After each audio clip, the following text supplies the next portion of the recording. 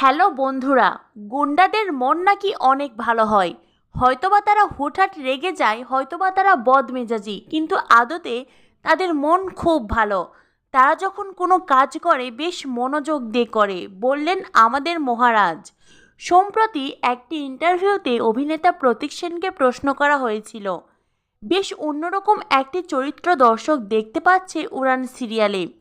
এই ক্যারেক্টারে দেখে তোমার মা কি বলেন? উত্তরে প্রতীক জানায় মা খুব এনজয় করেন, প্রত্যেকটা এপিসোড মা দেখেন। যখন বাড়িতে ফিরি, যেই এপিসোডের যেই অংশটুকু ভালো লাগে মা বলেন আজকের এই অংশটুকু দারুণ হয়েছে, আর যেটা খারাপ লাগে সেটা মা মুখের উপরেই বলে দেয়। স্পষ্ট করে মা বলেন এটা একটা ভালো গুণ, তাতেই নিজেকে শুধরে নিতে পারি। সিরিয়াল জগতে প্রতীকের সঙ্গে যার জনপ্রিয়তা সবচাইতে বেশি তিনি হলেন অভিনেত্রী সোনামণি সাহা। উড়ান সিরিয়াল শুরু হবার পরেই এই বিষয় নিয়ে সোনামণি কি কিছু প্রতীককে বলেছে? উত্তরে প্রতীক জানায় হ্যাঁ, ও আমাকে ফোন করেছিল, ফোনে আমাদের কথা হয়েছে। ও আমার সিরিয়াল দেখছে এবং ওর ভীষণ ভালোও লাগছে।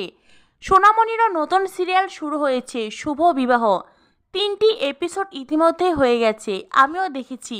খুব ভালো একটি চরিত্রে অভিনয় করছে সে। প্রতীকের মুখে এমন কথা শুনে সত্যি মনটা ভালো হয়ে গেছে। উড়ানের নায়িকা রত্নপ্রিয়া দাস নতুন এই অভিনেত্রীর সঙ্গে প্রথমবার জুটি বেঁধেছেন প্রতীক। অন স্ক্রিন এই জুটির কেমিস্ট্রি দর্শকরা তো দেখতেই পাচ্ছেন, তবে অফ স্ক্রিনে কি এই জুটির সখ্যতা গড়ে উঠল? অভিনেতা জানান এখনও রত্নপ্রিয়ার সঙ্গে অফ স্ক্রিন আমার দেখাই হয়নি, যতটুকু দেখা হয় সেটে শুটিং করার সময়। এর বাহিরে এখনো কোনো কথা বা দেখা কিছুই হয়নি। উপস্থাপিকা জানান সামনে তো আরো অনেক দৃশ্য আসতে চলেছে পূজারিনী ও মহারাজের। প্রতীক জানান তখন হয়তো ভালো বন্ধুত্ব গড়ে উঠতেও পারে। প্রিয় অভিনেতা প্রতীক সেন দর্শকদের উদ্দেশ্যে বলেন, আপনারা এতদিন যেইভাবে ভালোবাসা দিয়েছেন আশা করছি এইবারও সেইভাবেই ভালোবাসবেন।